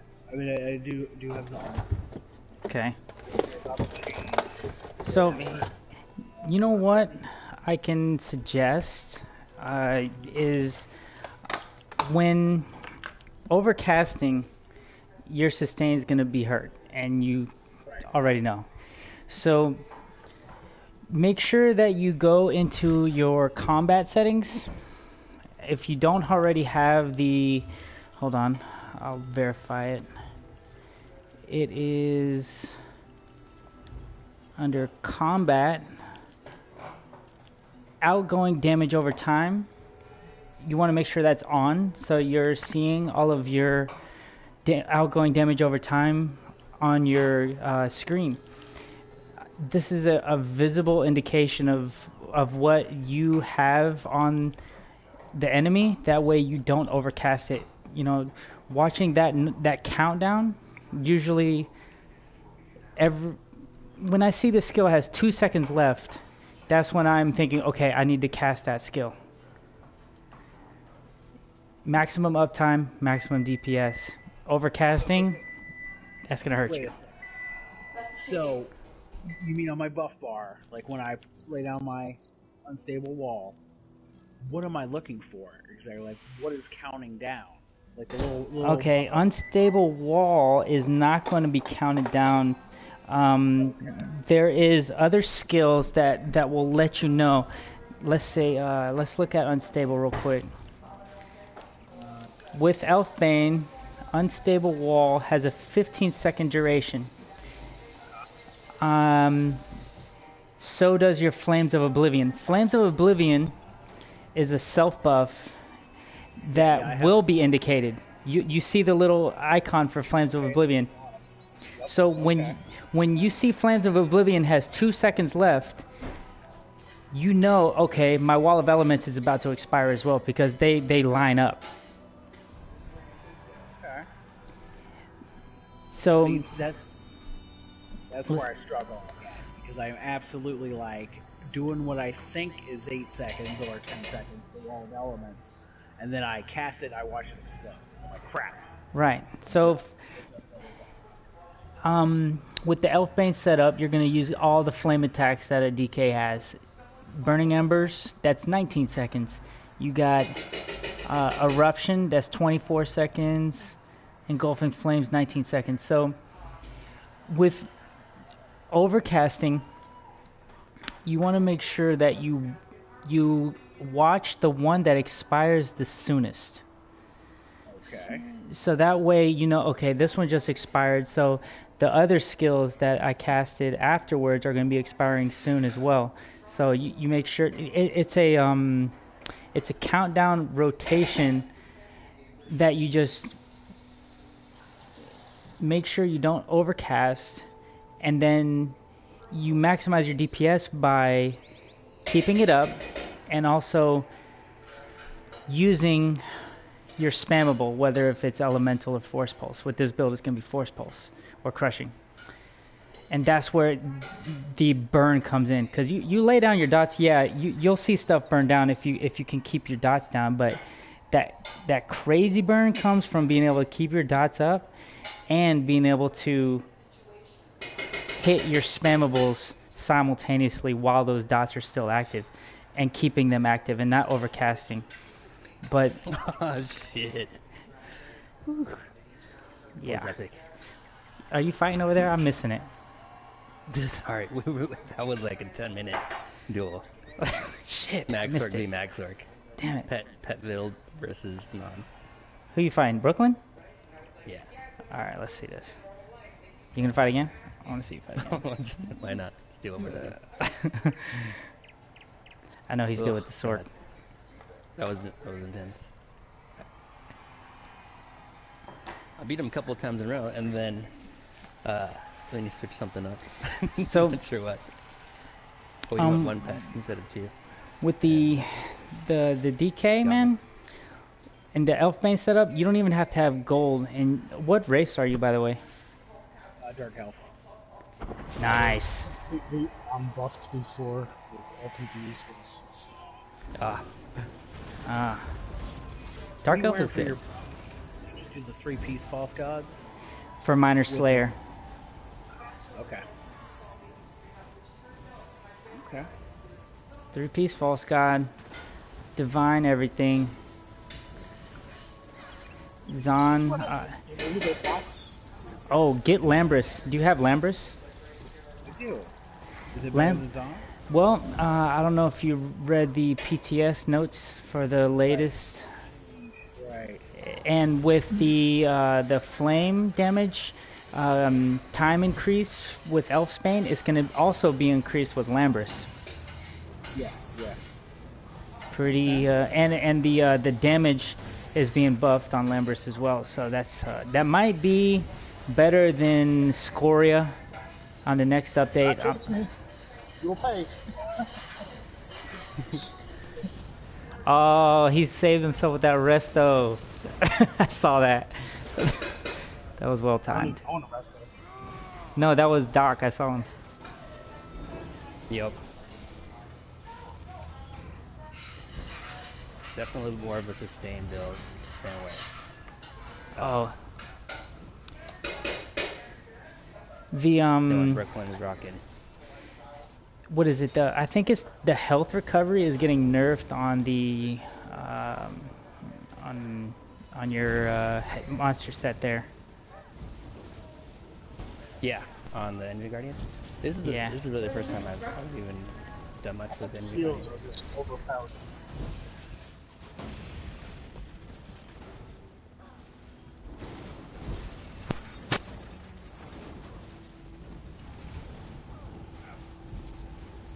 Yeah, so they're nerfing impenetrable. They're nerfing that and impregnable. Yeah, I don't know about that, man. Everybody a base amount of impen. Like everybody will have a base amount. You just hard frag me? Twice in a row on the wrong bar. It happens. You're Sork, you know this. So I also made recently a MagDK video. That's the one that Doc was originally talking about that I featured the tree's house in. I encourage you to go and look at it because it's not long. But I'm really proud of the editing. It's my second editing guide video that I made, so I feel like I did a lot better on this one. So I hope you do like it. So let's see. My current bar, front bar is Fire Staff, is Wall of Elements, Engulfing Flame, Searing Strike, Whip, and then Mage Light, and then Meteor. Back bar, which I run Resto Staff because it's sustained and junk. Eruption, not Focus Talons, but Burning Talons, Fu, Trap Beast, and spell Mage Light again with standard. Resto, really? For the heavy attack max Magicka regen? Yep. Okay. I mean, applying burning status attack, I really have nothing to bring back. Well, you do. One thing that the DKs are really OP. Like, what's it? Hold on, let me. Yeah, the passive Battle Roar. Yeah. No, Okay. Battle Roar. Battle Roar is when you cast an ultimate, you restore 46 health, 46 mag, and it's depending on the ultimate cost. So like, I'll actually strategically save my ultimate for when my max is low. I'm fucking stunned with this goddamn meteor. It's so slow. It wasn't luck, that's what I was trying to do, but it wasn't enough burst. So you can use your ultimate as a method of regenerating Magicka. I'm not gonna be safe behind her for a while. Hold on. She's slow. Okay, yeah, I absolutely like that idea. You know, I wish it was like PC and we had like physical skill timers. You know, like when I look down at Wall of Element, it counts down to 0 from 15. You know, that would be exponentially better at this game. Believe me. That I would love that, and I would also love the gear setup option that they have. We were just talking about that. I hate that they can do that, dude. Not knew they could do that. Yep, you can like set up like I want False Gods, Zons, and Mother Sorrow. As long as you have it in your inventory, you click it and it changes your clothes. Like, okay, we're on a different boss. Now I want to run, you know, Plague Doctor and Leeching, even though I'm a DPS. Oh, God. Click it, it changes your clothes. You don't have to Do you have to have it on? Have it on you. In Right. your Anya. Okay. Fair You guys are enough. trying to break each other's line of sight, and it's funny to watch. With the fucking Yeah, gotcha. Finally. Fuck. So you hit so fucking hard, Jesus. it sounds like your skill setup is is set up for the whip. I already used the whip. See, I tried using crushing shock or well, whatever the AOE one is. Yeah. And I just don't like it. I feel like it hurt my sustain even more because whip's so cheap. I don't know. I find whip's a little. I don't know. What food do you use? I was using the gold. This shit better be cooked all the way. The disastrous Bloody Mara. That's what I was using. Okay. I got best results from Witch Mothers, or from what is hold on, it's Artem pickled fish. Is that what it's called? Yes. Okay. The purple one. The Artem is more expensive. If you buy it from guild traders, if you don't have the recipe, because I don't have the recipe, so I have to pay for it. It's like 10k, for 20 of them, I think. So it's quite costly. But you get the most max mag from that one. Okay. The Witch Mothers gives you health and magicka, and also magicka recovery. So that's a good alternative if you don't want to spend a lot of gold.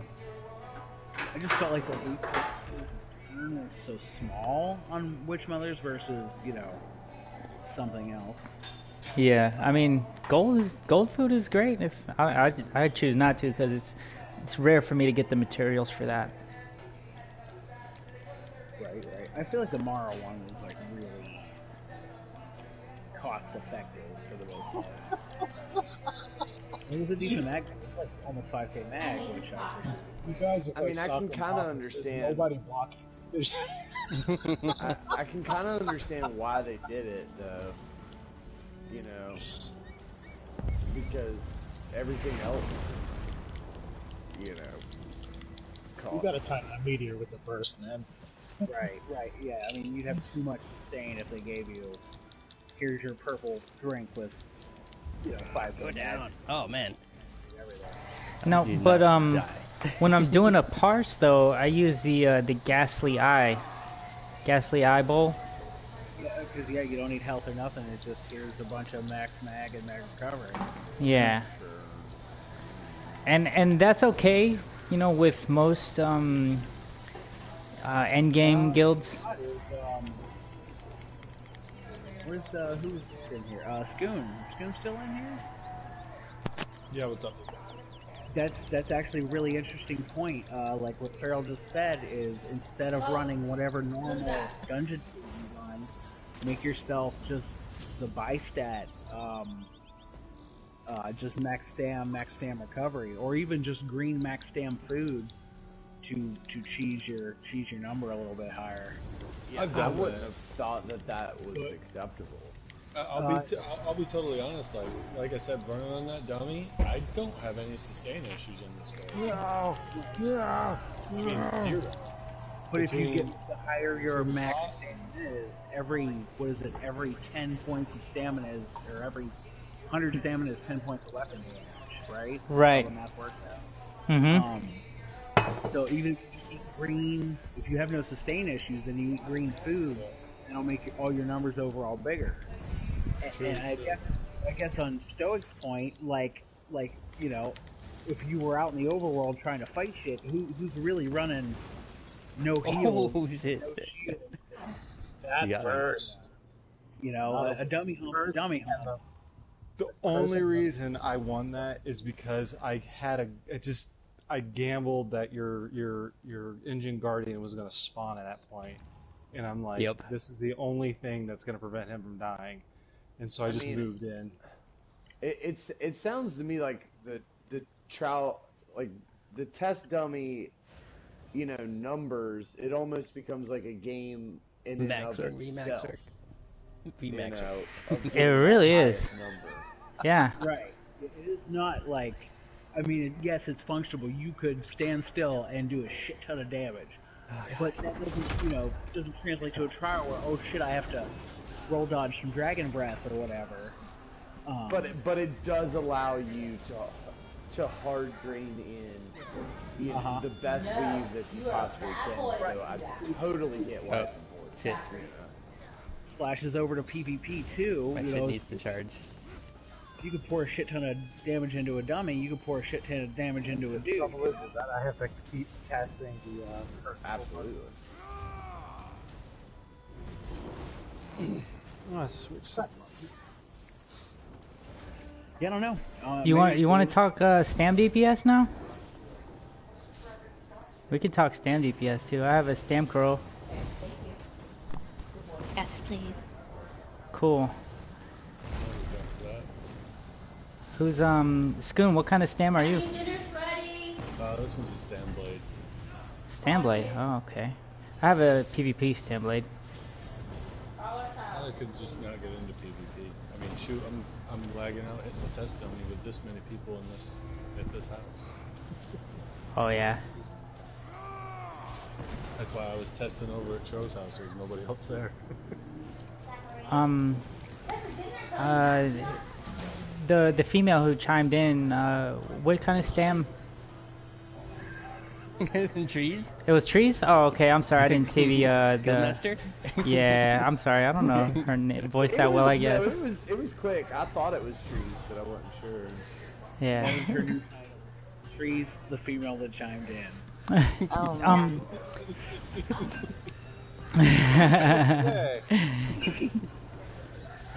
So, there's a lot of people here, and I was talking some dueling stuff.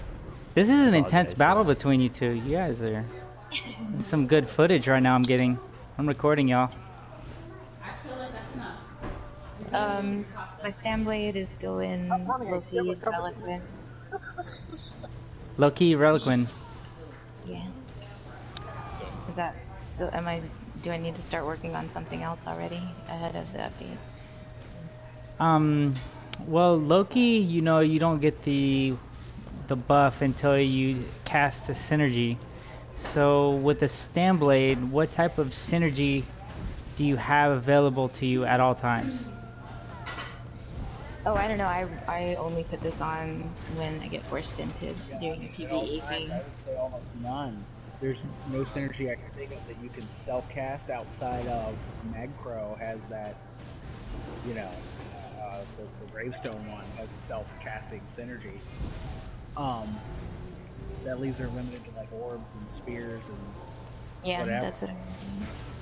Lightning. There's a lot of lightning everywhere. Right. But I've seen Aegis Collar as a good replacement for Loki. Oh yeah, you should consider that, Trees. That's a great set. I've seen it, and it's a lot of fun to when you see it proc. Isn't that the one that brings up the guy that's spinning blades? Yeah, that looks like a big I have that set. What's it called? Aegis Collar comes out of Unhallowed Grave. Oh no, okay. Which dungeon is it? Unhallowed Grave. Ah. I used to have mostly They're getting pretty good at that one. Yeah, I mean, did you do that one last night, Trees? Or did you never got back to Ginge, did you? I did. But we just ran through so that I could clear it. I have not done it yet. Can you say it one more time for me? Because this bot wants the exact spelling when I'm checking. It's right there. Rock just spelled it. Linked it. Oh, collar. Okay. I thought you were saying collar, like I'm wearing a collar. Hmm. accent. So the Aegis Collar, is that weapon damage or stam increase? What kind of? Let me look at this. I just linked it on stam build support. Weapon damage, stam recovery, weapon damage. Yeah, that's a good. And bleed damage every 1 second, and it can occur as a cooldown of 12 seconds. It comes out for, well, I guess it's about a 3-second downtime. Yeah, because it lasts for 11 seconds. Okay, yeah, okay. Well, he's out, but it takes 2.5 seconds for him to start spinning his blades, so there's that for the downtime, basically. Right. But 3.5 still, seconds. Then it's also offer any critical damage with a melee ability. Which, you're about critical damaging almost every hit. Mhm. Maybe you can replace Loki with that set. God, there? your fingers just wore out. It's alright. Sounds like a fun set. You just call her. It's Anyone, pretty wicked anyone to want see to it. duel? Like, I was trying to show the proc to somebody. Apparently only the person using it can see the procs. Oh, that's lame.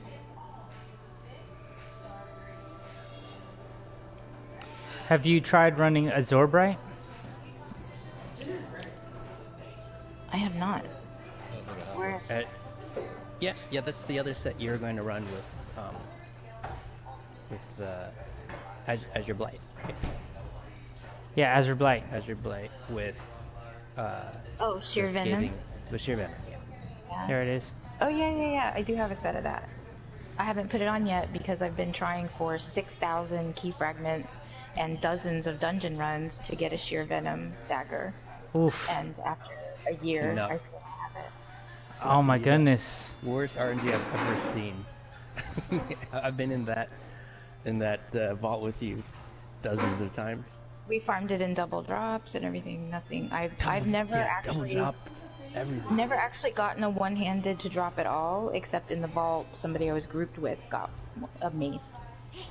Yeah. Oh, Stanblade. You know, Stanblade is also. They have the cheapest ultimate. What is that called? The Yes, 70. Yeah, and you could run War Machine and make the other DPS stronger too. War Machine's OP. Is that from Halls of Fabrication? Yeah. Yeah, as a Stamina Nightblade, I encourage you to run that set. It could be fun. We've had some other requests for that set. We should do it on Wednesday, Tuesday. Yeah, on normal it's a lot of fun. It's one of the most fun dungeons, in my opinion. Yeah, I think so too. So yeah, that what is it? I might have a piece in my bank. Let me see. I'm sure I have it. I gotta go to my banker. Tell you what the set trade is, but as a Stam Nightblade specifically, wow, that's a must. I don't know if everybody knows this, but in the build channels on our Discord, if you do the command !set, if you know the spelling of the set you're looking for, you can pull up a link.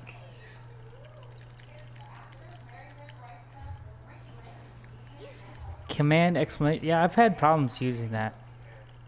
Yeah, the bot is finicky about spelling. I like ESO sets. It's my go-to. I'm thinking about curing my vampirism. This bot is pulling from ESO sets, I believe, isn't it? That's Alcast and what's his name? Waller. There Me it too, is. because Vampirism's about to take a weird turn. Like, I only have it with passive recovery, which is going to go bye-bye. Yep. And there's absolutely no stam benefit in the future. It's all mag skills. Other than sprinting and turning into stealth. That seems appealing, but not for a trial. No, PvP. Yeah. But even in PvP, though, you still got to deal with the increased cost on other skills. Like they're increasing the. Well, they're increasing like your mortal skills, for example, your wards. It's going to be useless because they're going to be too expensive to be using, because they're going to be 20% more expensive, and all your other sorcerer skills will be as well. So if you're doing vampire, with the vampire skill line, there's also gonna be a benefit where there's gonna be a fifth. What is it? Stage 5 now, and it. Yeah, the ultimate or whatever. Yeah, stage 5, and all your negative effects go away. Ooh. But it's only during the ultimate time, from what I was reading. Right, stage 5 is only during the ultimate.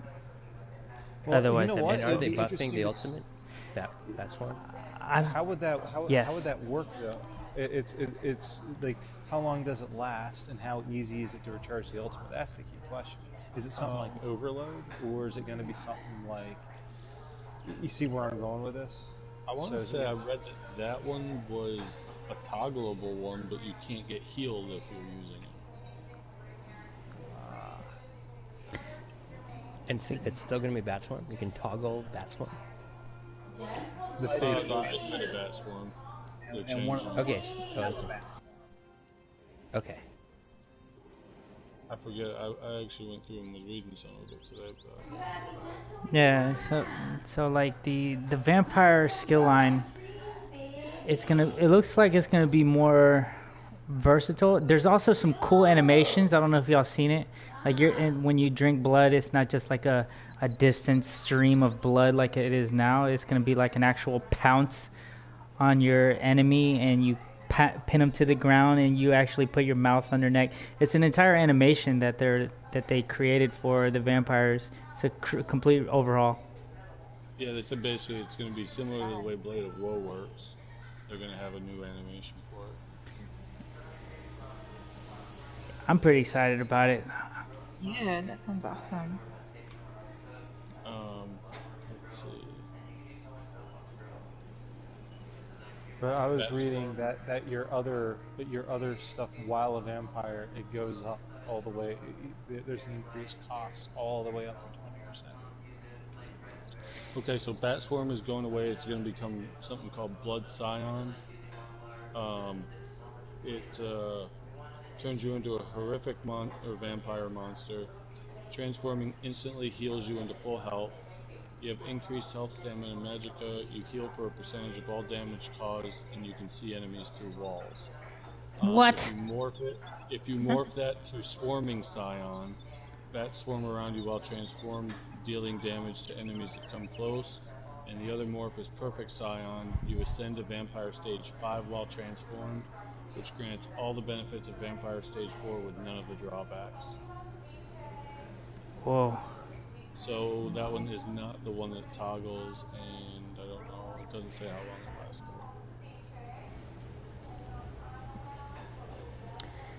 That seems godlike. Yeah, how are we going to counter that? Yeah, because I mean, basically, you have increased health, stamina, and magicka like the big necromancer one, and you heal for a percentage of all the damage you cause. The Goliath. Yeah, and on top of that, you can't hide because they can see you through walls. That's intense, dude. I wonder if you're faster too, or anything like what kind of attacks can you do during that, during that state? You know, like are you gonna be able to cast your regular skills, or is it gonna be like a werewolf where you just like swipe them and you have to be close? I don't know. We have someone on the PTS. We should get them for the next workshop and flood them with our questions. We do need someone on PTS. Who's that? Who's on PTS? Assassin. While we do the workshop. And I'm not sure if that's allowed. I don't know. Oh, you're right. Assassin and I think Behiza. But he doesn't play on console much anymore, but he'd come back and answer questions if we had some. I've seen people streaming, not streaming, but I've seen them make videos from the new PTS. Like the Maelstrom Arena. I don't know if any of you have Maelstrom Arena weapons and you're familiar with the perfected Maelstrom that's coming out. And no, your Maelstrom Arena weapons will not be upgraded. You have to refarm everything on Vet. So, yes. But that's cool, though. And they also want to give the Maelstrom weapons to people who don't want to run Vet and don't have patience to run Vet. They're handing them Maelstrom, Inferno, Bow. I don't know what the RNG is going to be like on them, but that's great. Like, I can imagine, like, going back in time. Dude, I spent a month. 400 sky shards, maybe. Like I died so many times. Way more than 400. You know, they're 400 stacks. Bro, it was impossible the first time through. So My painful. heart rate went so high. Everyone just It is took me pained. like 2 months of going in and just giving up and going back in and giving up. Mm-hmm. Yeah. Having somebody who's like 18 time perfected be like, dude, just keep going in. Like, shut up. That's the only way. And then you memorize where everything is, and then it slows down. It gets easier. I still But it haven't takes a while. memorized it because I've only beaten it like 5 times. But I mean, Well, with 2 bows, an inferno, and a lightning staff, I didn't need to go back in. yeah, I haven't been in there in a long while. I I'm went gonna in have to there relearn last everything. Last Monday, I I was went in and did it. I was using Moon Dancer last time I completed it. Moon Dancer and Necro. I go VO and Twice Fanged. See, now I'd use False God. It seems obvious. Well, for Magicka, sure. Yeah. Which is it's the VO version, of course. Oh, I know how to. I just thought about it now. I know how to counter that Blood Scion. You gotta use your like your fighter guilds, your prisms, and your fighters guild abilities. Those still because it's not a drawback that they have it. It's just those abilities are designed to do more damage towards vampires. Oh, somebody mentioned there's gonna be a way to remove someone's ultimate too. What? Yeah. You know how there's a buff that increases your hair, or was it heroism? There's gonna be new enchantment or poison thing that makes somebody's ultimate tick down. If you have 100 ultimate and you get hit with the poison, you're gonna have 70 ultimate. Or something. My poison makes it rebuild slower, but yeah, I don't think there is one right now that. Yeah, they're adding 2 new alchemy ingredients and a new enchantment rune or something. Oh god! Now I gotta look. Yeah, but So the werewolf changes. Have y'all heard about those too? No, I haven't heard anything about the werewolves. Werewolf is gonna be beast, dude. It's gonna be so beast. Alright. So one thing that really stood out to me is the howl that heals you. Okay? So that is being changed to where if you're at max health and you howl, you'll restore stamina. Ooh. Oh. interesting. Yep. Are they gonna change it to where it scales off of stamina instead of magicka or spell power? What scales the damage? The howl right now scales off of max magicka and spell power. That's a good question. Let's Also, look at this. Is stamps are still going to be the best for werewolves. That's probably. I mean, I feel like with the ultimate cost reduction, you can never really shut that out. But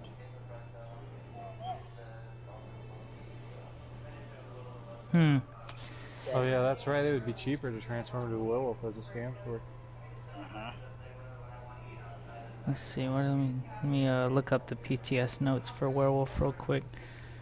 I only looked at them once.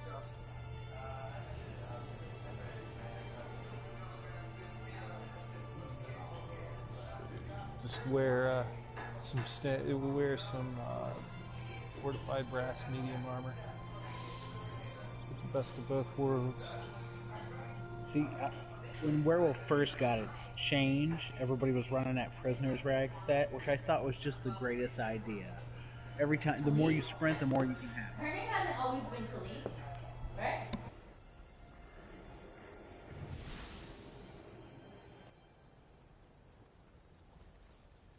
I like that emote. I'm still not seeing the notes for Werewolf yet. It breaks the how should I say the rules of Nern, which is what we're all doing anyways. Because the way light works here. Okay, they're gonna add Crimson Nern Root. Yay! Ooh, corn. Wild Coagulant. which sounds like you fetch it out of vampires. Chorus eggs, so there'll be 3 new alchemy things, and then they're gonna I add love those things. minor timidity. Timidity, a debuff that consumes the target's ultimate points while in combat. When a poison with timidity trait is procced, wow, that's a weird word to read, on target, it will consume the target's ultimate points for a short amount of time. Oh wow. Alright, so Werewolf will have Call of the Pack. The passive now works with direwolves summoned from the pack leader. Hircine's Bounty, casting while at full health, now restores stamina. While this ability or its morphs are slotted, you passively gain Major Brutality. Oh wow. Really? Wait, passively gain major brutality? Major? Passively gain Major Brutality. You can Oh morph my that god. to Hircine's Rage. Casting this ability at full health now grants Major Berserk for 6 seconds, but also causes you to take additional damage. And then the other morph is Hircine's Fortitude. Also increases your health and stamina recovery by a small percent of the healing caused with a cap, as well as continuing to increase the base healing of the ability. Piercing Howl. This ability and its morphs now deal 10% more damage to enemies who are facing you. Pounce now becomes Carnage for 5 seconds after casting it, which allows you to quickly rend your target, causing them to bleed for 10 seconds with an aggressive execute scaling bonus. Wait, Werewolf so Transformation. Pounce now becomes Carnage for 5 seconds after, which allows you to rend. Okay, so Pounce is going to cause people to bleed now.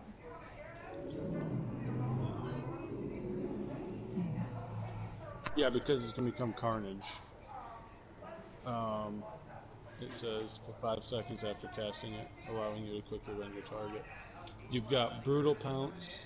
Carnage now overrides to Brutal Carnage, converting it into a conal attack. Each time an enemy is hit by Brutal Carnage, you gain extra weapon damage up to a maximum of 6 times, or Feral Pounce, dealing damage with the initial hit, or the override Feral Carnage grants stamina in addition to extending the time you stay in werewolf form. That's insane. Roar. This ability now also causes enemies to become off balance for 7 seconds. While slotted, this ability and its morphs passively grant Major Savagery. Deafening Roar also applies Minor Maim to enemies for its duration, and Ferocious Roar now increases your heavy attack speed by 33% for duration. Minor Maim is the one that reduces healing recovery, right? Oh, I'm not playing any of this, by the way. Minor Maim. Yes, that's what it is. You're right. And then Werewolf Transformation. This morph no longer causes your dire wolves to apply minor maim to enemies when they deal damage. Instead, while you are transformed, you gain 10% damage mitigation, and you passively grant you and 11 other nearby allies minor courage. And I could have almost sworn that I seen that Tormentor is going to work with leaps. You'll be able to do Werewolf Tank now. Not to be that weird anti-meta guy or anything. I was just saying, like, I was just looking at it, it's like, so werewolves might be a thing in trials? Woo! Werewolf groups in trials. A werewolf trial group, yes. Just be like a hungry pack eating at Wild Rest. Setting up the werewolf testing area. Want to eat the Welkiners. While you guys double have pet build Sorks, half double pet build werewolves. oh my gosh. Amazing trial team. While you guys have the patch notes open, are there any crafted sets that I should be saving these attunables for? Because I was gonna get the Cyrodiil sets now. I have enough for 7 Yes. set. Yes, there are. The penetration one. I can't remember what that one's called. It's where penetration where it's off balance. Okay. It's a 13,000. So if you knock an enemy off balance, you lower all their defenses by 13,000. And that's coming with the update in June? That's going to be with the update in June. But it's not lowering their defenses necessarily, it's increasing your penetration on both the physical and spell levels. So both. It works like what was it called? Shackle Breaker. It has a stat. It has one set that increases. Each level increases both respectively. There's going to be Stoon's Favor. That's weapon and spell damage, physical and spell penetration, weapon and spell damage, and 5-piece increases physical and spell penetration by 13,355 against off-balance enemies. Then you've got Dragons. That one's called Stoon's Favor, S-T-U-H-N. Okay, thank you. There is Dragon's Appetite, which will add weapon damage, stamina recovery, and increases your damage into bleeding enemies by 225. Dealing non-bleed damage to bleeding enemies generates a persistent stack of Dragon's Appetite up to once per second. After 10 stacks, you consume Dragon's Appetite and heal for 6,415. And there is Spell Parasite. Spell damage, spell crit, max magicka. Whenever you deal damage, you restore 63 magicka. This effect can occur every quarter of a second. Quarter of a second. Yeah, that's not very good. I ran the math on that, and that only equates to, well, actually, it's not that bad. It equates to being about almost somewhere below 300 recovery, as if we were playing here. But if you got a dot on them, it goes up to being about 350-ish. Yeah, I mean that's just maybe. Whenever you deal any damage. So yeah. Basically every quarter of a second you're getting magicka back. Yeah, Lich will probably give you more per second if you got your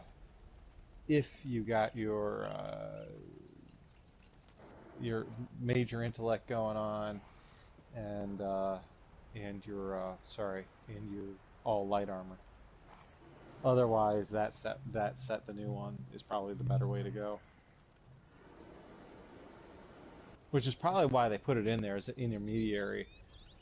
But they need a buff Lich, I think, because they got the that Warlock is only marginally less over the long run, but I mean we're talking like it's like a 1,000 magicka difference or something like that. But you get it right away with the Warlock. Not the was it the Warlock? No, Vestment's the no, it is Warlock. You get it right away.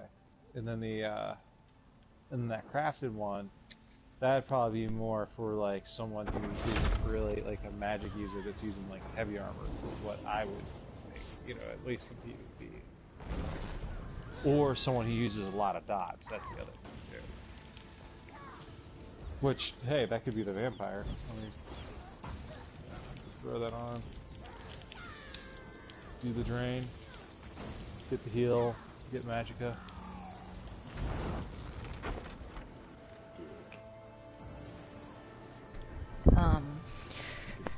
Well, hi Ents. I'm gonna be going to eat dinner now. This was a lot of fun talking with you guys about builds and stuff.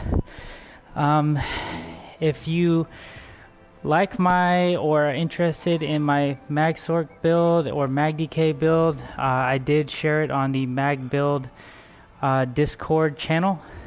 Just go to pinned items, you'll be able to find it. Or you can go to Feral Space Claws on YouTube, and I have my videos posted there too. Awesome. So, Thank you, Farrell. You sound just like a YouTuber. I am. And if you like my video, subscribe and like. My MagDK is my best video so far. So it's over 150 views on the first day. So it's pretty good. It's really good, Farrell. Good job. Yeah, I'm pretty proud of it. Thanks. So and your daughter picked out the Khajiit. Khajiit. That's adorbs. She thought it was so cute to have a cat character, and then I was like, "It's not a cat, it's a Khajiit." Okay, you guys have a great night. I had a lot of fun talking with y'all. Good night. Thank you. Bye. I think I we wanna- are I wanna breaking get a for cat. dinner. Also, honey, are we breaking for dinner also?